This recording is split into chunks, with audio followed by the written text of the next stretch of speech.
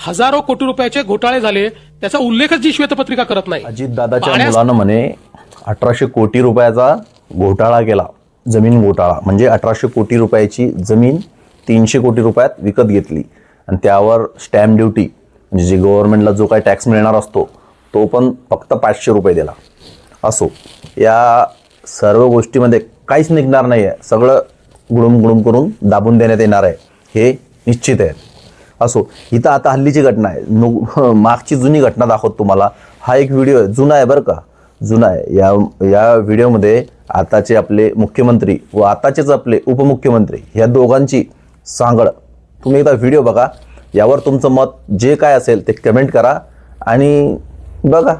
हजारो कोटी रुपयाचे घोटाळे झाले त्याचा उल्लेखच जी श्वेतपत्रिका करत नाही।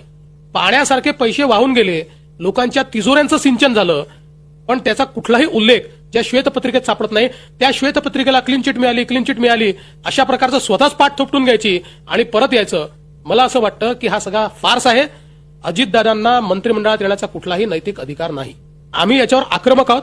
आमचं स्पष्ट मत आहे, जोपर्यंत सिंचन घोटाळ्याची एसआयटीच्या मार्फत चौकशी होत नाही, आमच्या दोन्ही विरोधी पक्षनेत्यांनी श्री एकनाथराव खडसे आणि श्री विनोद तावडे यांनी घोषित केलंय, आम्ही सभागृहाचं कामकाज चालू देणार नाही। आम्ही अत्यंत आक्रमक आहोत। जनतेच्या पैशावर जी दरोडेखोरी झाली आहे ती आम्ही खपवून घेणार नाही।